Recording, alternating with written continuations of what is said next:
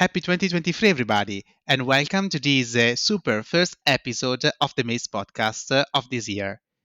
I'm your host, Marco Macente, and I'm so happy to be here with all of you.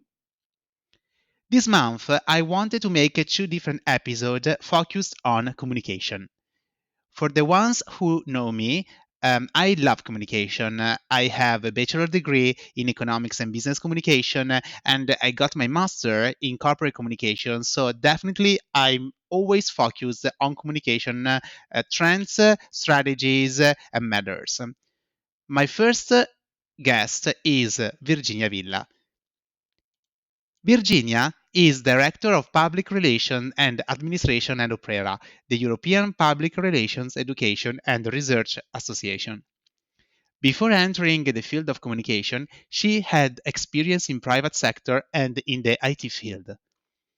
After studying public relations and strategic communication, she worked at EULM University Milan and later on at EUPRERA. Learning is a never ending process, and every time there is the possibility, she loves keeping updated and attending courses. The latest have been on project management, emotional intelligence, and language for diversity and inclusion. I had the pleasure to meet Virginia in 2011 when I started collaborating with EUPRERA, this amazing association, and I got in touch with her, who was my first manager, let's say, and many other professionals that are working in this field. I had the opportunity to keep on collaborating with her for almost 5 years. So I wanted to bring her to the MACE podcast because, of course, I'm sure that she will share with all of us precious advice and suggestion. Please enjoy our conversation. Hello, Virginia. Hi, how are you? Welcome to the MACE Podcast. Hi, Marco. Thank you very much. I'm very well and ready to start this new year. And you? I'm fine. Thanks a lot. And I'm so excited to be here with all of you. So, Virginia, I already shared with the audience a little bit of your background and of your experience. And I would like to start this episode with an amazing quote that I found thinking about this episode as well. Assignments may be temporary, but our legacy is not. And of course, I thought about this quote because I had the opportunity to start cooperating with you many years ago because I was working with EUPRERA with you, and we can say that you were my first manager, let's say, and we started cooperating together. And I have amazing memories about our cooperation, our interactions, and our work that happened since 2014. So, Virginia, sharing with you my first question. You are working at EUPRERA as Director of PR and Administration. Can you please share with us what is EUPRERA for you and your journey since you started working there? What are the things that you remember most? Thank you very much, Marco, for this question. And first of all, let me tell you that I also remember very well the time spent together when you started working in EUPRERA, and I also have very, very positive memories from that time. And also, thank you for your question about my journey in EUPRERA, because I like rethinking of this journey through the years. I started working here in 2010. Well, actually, my commitment started in 2007 because I worked for the Congress held in Milano 2008. Yeah. And what I really remember very, very clearly is this atmosphere of friendly cooperation I immediately felt when I attended the Congress in 2007 in Denmark and Sweden. And it is the same atmosphere I still feel today, every day in my work. Yeah. This is very, very positive, and I think it's not so granted in all the context. And second, what I like to remember from my journey in EUPRERA is concerns all the steps move forward through the years by the board, the members, and myself. When I arrived, EUPRERA already had 3 decades of history behind. It was a strong international network, but well, actually, many opportunities still had to be seized. And so we had this chance to work on the new on the development of the association, which changed, which maintained its shape of international network, but also changed through the years with several new initiatives and also a strategy which includes several aspects. And so today, EUPRERA is still that strong network. New members continuously join the association, not only from the academic sphere, but also from the professional one. And this is very interesting because EUPRERA was born as a network of academics, but today the interest also comes from the professional sphere, which is very, very important for us because we often seek the link between academic research and profession. And also today there is a big attention, a special attention to the youngest generation, from the doctoral students to the mid-career academics, and also wider attention to the senior colleagues. You can see, for instance, the interview series EUPRERA People, launched in 2022, which gives the floor to important research results, career achievements, recent publications, and more from our members. So to me, EUPRERA is a growing network, never motionless. This happens also thanks to the dynamic board of directors, today under the lively presidency of Stefania Romenti, who is professor of strategic communication at IULM University in Milano. Consider that on a total of 5 board members, we have 1-2 new colleagues every couple of years. And so this means that we always have new inputs and fresh ideas in the board. Yes, thanks a lot, Virginia, for sharing all these insights and all these topics with us. By the way, shout out to Stefania Romenti. I recall her very well, so I'm sure and I know that she's doing an amazing work now, being part of the board. And I can witness for all the things that you said, because when I started working in EUPRERA, I still remember the atmosphere and the environment that is was very international, and now that is still growing, I imagine that is more than ever international. So I can witness for that, and I can witness also that this can make the difference when speaking about association and the relationship within the association. Being able to connect and to network with people that have different backgrounds and different that come from different countries, this is for sure an added value for the association and for the members themselves that are in the association. So thanks a lot for sharing these topics with all of us. So I want to share with you my second question, which is, EUPRERA is continuously focused on communication trends and communication progress worldwide. And a lot of experts from academic, as you said, and the industries are joining EUPRERA conferences and congresses. By the way, I recall the one that I attended in London in 2017, and it was amazing. Given the commitment EUPRERA has in this field, could you please share with us the trends and the challenges you foresee in this field after the pandemic in the so-called new normal? Well, to answer this question, let me cite Camilla Notat from Lund University in Sweden, because we have a highlight about the new normal posted last March on our website. Here she underlines that one of the pandemic's few positive side effects is that our societies have become more adept at dealing with crises, cope better with shocks, adapt quicker to new situations. As for organizations, the pandemic forced many to get their crisis organization straight, their communication in top shape. And I fully agree with her. And I think that associations like ours have a duty to keep all the organizations focused on what we learned.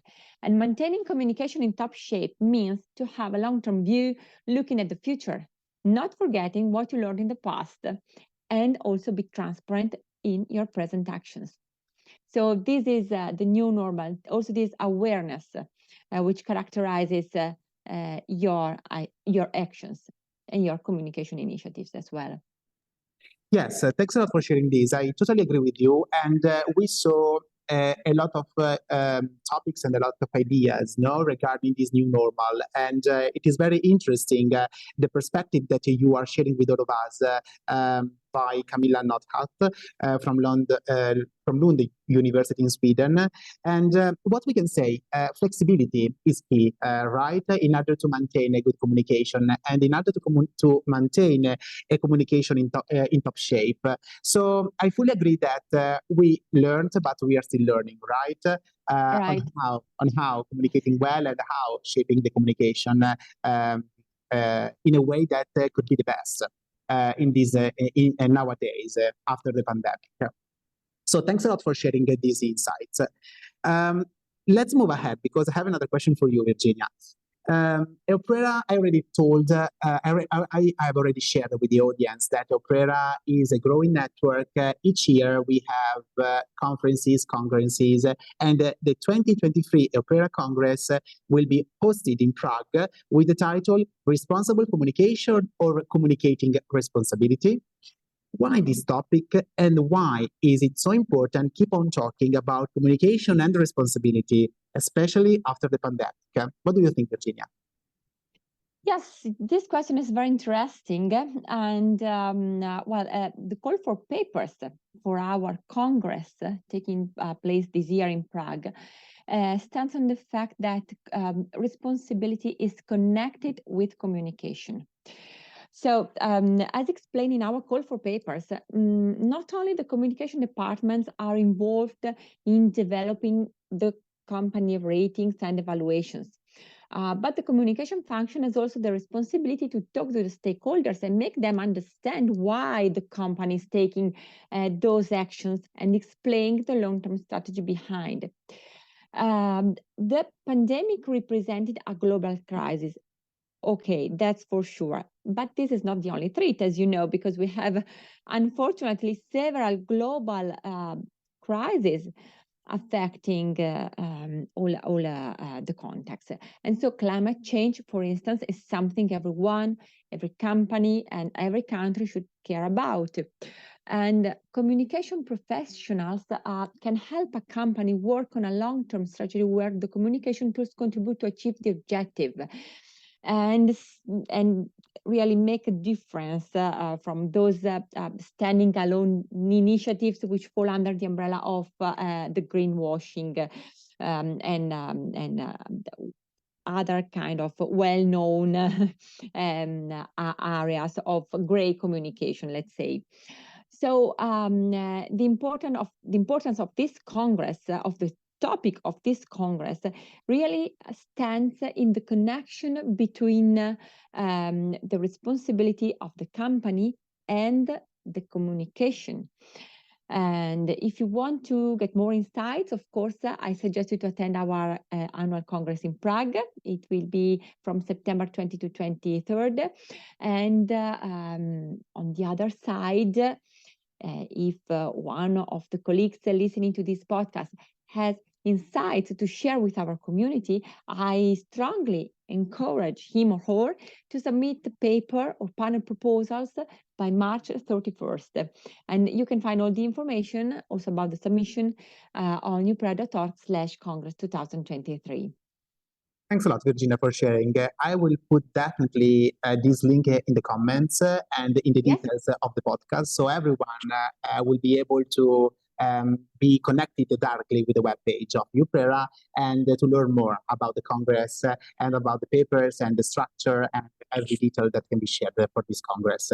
So thanks a lot, and I'm very excited thinking about the topic that has been chosen for this year's Congress. And I think that a lot of ideas, information, and advice will be shared during the Congress with a lot of papers with the fresh new ideas. So yeah, I'm very excited about that. And why not? Let's put this in my agenda because, of course, on September 23rd, it's my birthday. So why not be in Prague to celebrate my birthday and to join EUPRERA Congress this year as well. So good idea. Yes, let's put this on my agenda. Let's move on because I have another question for you, Virginia. Having studied PR and strategic communication, I know I know how those topics are often confused and taken for granted. In these last decades, we have seen an emerging trend which focuses on marketing, PR, and strategic communication as important assets for business organizations. What do you think about that? How the pandemic has driven the change we were seeing in these last years? Well, probably the pandemic helped to raise the awareness of what PR is. Also in those contexts and countries where this term is often confused with other topics. It's also true that the strong distinction between public relations and communication is becoming more nuanced today. Well, what happened in these last few years, in my view, is that institutions, and I mean not only companies, but also public institutions, associations, and every kind of organizations, have been forced to communicate in a competent and hopefully transparent way. And all happening in situations which imposed speed. Think of the COVID pandemic, which exploded from one day to the other. It was really out of the blue. And also in a world which is more and more complex, because as we know, the world we have today is something really different from the one we had a few decades before. And so, as a result, all the specific competencies provided by public relations and strategic communication, of course, also melted with the ones from complementary departments, can make the difference. And for a deeper insight on strategic communication, on strategic communication and on this kind of topics, we have several research papers and publications in EUPRERA. So we have the latest book on this topic by Jesper Falkheimer and Matt Seide, published in August 2022, and titled Strategic Communication: An Introduction to Theory and Global Practice. And also an interesting overview can come from the Global Communication Monitor. This is a series of studies divided per geographical area. So we have from Europe, Latin America, North America, Asia Pacific. And I think that this year, the European Communication Monitor celebrates 15 years of research. So also in this case, you can find out more on our website. And of course, insights will be presented on the occasion of our Congress, but also on the occasion of BLEDCOM, which is an international symposium taking place at the beginning of July in Bled in Slovenia. Thanks a lot, Virginia, for these insights. I remember those initiatives when I was working within EUPRERA, and those are amazing initiatives that can spread worldwide the awareness and the consciousness of what PR and the strategic communication is all about. So I strongly agree with you. And working in the pharma industry, I can also witness that strategic communication plays a pivotal role because when it comes from, for example, startup side contracting, or when it comes to build the relationship with our stakeholders, having a strategic communication and being able to manage the PR and the PR initiatives and the PR activities throughout and across different projects is definitely key in order to be successful in the project itself. So I strongly agree with you, and I really think that we needed to be focused on what the strategic communication is all about, marketing and PR, not taking for granted that they are all the same, that are all these kind of things the same, but we needed to contextualize in each context what we need in order to being able to be expert and in order to drive a communication strategy well. So thanks a lot for this contribution. So let me ask you another question that I thought about for you. As I mentioned, I was able to cooperate with EUPRERA, and we worked together for almost 5 years. And I learned a lot, not only about the communication, but also about the incredible work communication has within and across the association. You are leading the PR and administration activities in EUPRERA, and of course, one of the topics I would like to share with the audience is the women empowerment and how is it feeling being a women leader within the association. I know that you are not the only female in the board, so which are the dynamics when it comes to women leadership? What do you think about that? First of all, let me tell you once again that working with you in those years has been really great, and I also like very much the path we had together. And we are very up to date and well equipped when it comes to gender balance. As you said, in the board, we currently have 3 females and 2 males, but also looking at our internal project teams, network leaders, key roles, the balance is very good. Well, it's true that in this profession, there is a preponderance of the female part, but it's also true that we put attention on this aspect. And so usually make sure that there is a good balance also when inviting keynotes to the congresses and for every initiative, we try to ensure the gender balance. Well, what women can bring, not necessarily as a plus, but as something complementary and therefore really needed, is their leadership style. You know, based on the psychological innate differences between the two sexes and also on the historical background, we have to consider all the gender related barriers women had and still have to face. The feminine leadership has its proper characteristics. This includes, for instance, an inclination to equality. We also have authors as Juan Meng and Marlene Neal who speak about inclusive leadership. We don't have to eliminate the differences, but to ensure that diversity is a plus. And as feminine leaders in EUPRERA, we surely have outstanding examples. Think of our past president, Angeles Moreno from Universidad Rey Juan Carlos, and also of our current president, Stefania Romenti from IULM University. These two presidents really represent the feminine leadership in terms of competence, wide view, strategic thinking, and attention to equality. And speaking about more generally about women in the PR profession, I also invite the colleagues listening to this podcast to check out the EUPRERA network Women in PR led by Martina Topic. This is a brilliant team. Colleagues are researching on this topic widely with several country comparisons as well. There is a recent book published in September 2022 titled Towards a New Understanding of Masculine Habitus and Women and Leadership in Public Relations, which collects the most recent studies on this topic. There are several studies, also one from 2020, led in UK by Martina Topic, which shows that women, if women are too soft, they are not seen as managerial. But when they are tough, they are labeled in a bad way. So, you know, probably the challenge for women leaders also stays in the equilibrium between these two sides. Very interesting. Thanks a lot, Virginia. Yes, I completely agree with you. So when it comes to women leadership and women empowerment, we needed to clean up some stereotypes, right? That we have from culture bias, from leadership bias. So it's something that is not we should take for granted, of course.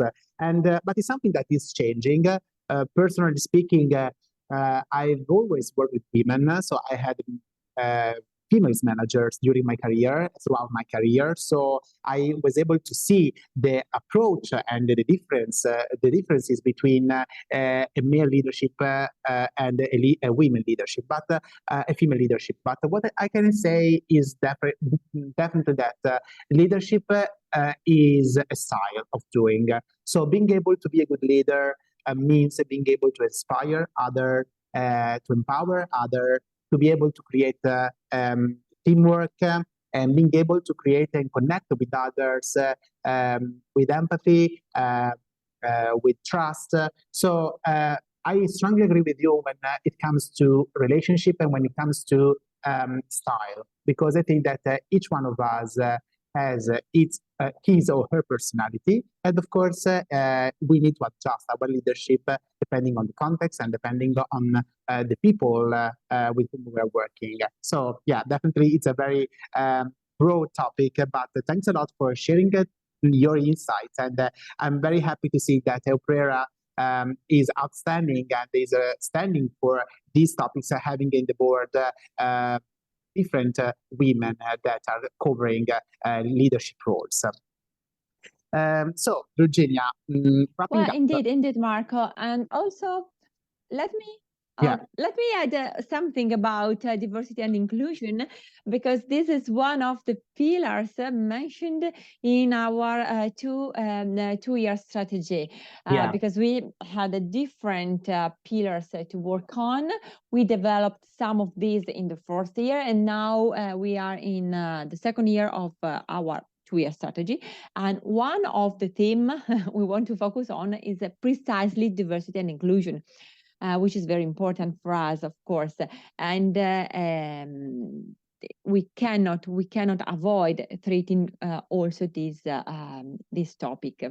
And going back to the different psychological background of men and women, I can remember a book from the 90s who said men are from Mars and women are from Venus, which was very funny, but light reading, but enlightening as well, because you cannot avoid seeing the psychological innate differences between the two sexes sometimes. And so this kind of readings maybe make also one understand what we mean when speaking about feminine leadership or male leadership, and more empathy on one side, more straightforward on the other side. So this could be also a nice reading. Yes, of course. We can sum up these with, let's say, a takeaway. Society is changing, but the nature is not, right? So we have our society in each country that has been changing, but the human nature, we are human beings, and the human nature is not changing. So we can say that there are some, the framework, and there are some hotspot in what we do that are pretty much the same across the decades and across the years that we have seen our society growing. So definitely this is a good topic that we are able to share with our audience. And of course, if our audience would like to share more insights or more topics about this matter, please feel free to leave a comment here under in the post that I will be making of this episode. Virginia, what a great interaction we have had so far, and I'm so happy that I have you as a guest in the MACE podcast. So I would like to ask you my last question. What's next for you, Virginia? What do you expect from this 2023, and which are the projects that excite you more?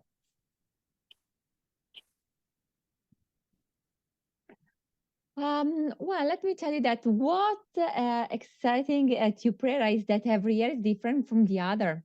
I mean, think of our annual Congress. Every time it takes place in a different country, and the organization starts 24 months beforehand. So every year we have similar tasks, but with completely different colleagues, topics, and expectations. And so from this 2023, I expect to learn from my colleagues in Prague and Bucharest, because these are the venues of the next two congresses. And personally, I also expect to add further tasks and challenges to my profession as a freelance, because beside the work, my job as a director of public relations and administration in EUPRERA, I'm also a freelance communication consultant, and so I work also on other kind of tasks. And so to enrich this big box of tasks for the new year is really my expectation. Working with new colleagues, but always with in an international context. This is really something I don't want to lose, because the the relationship with colleagues coming from all over the world is enriching and is something I really love. And Yeah. I'm sure that this is something you also love Yes, of course. in your job. Yes, of course. I'm working in an international environment context, and I joined EUPRERA as well because I knew that EUPRERA was international and was growing. So I always find enriching connecting with people with different background, cultures, um, uh, ideas. So definitely is always enriching, and we are always learning from others when those kind of teams and those kind of connections are made. So yeah, I strongly agree with you.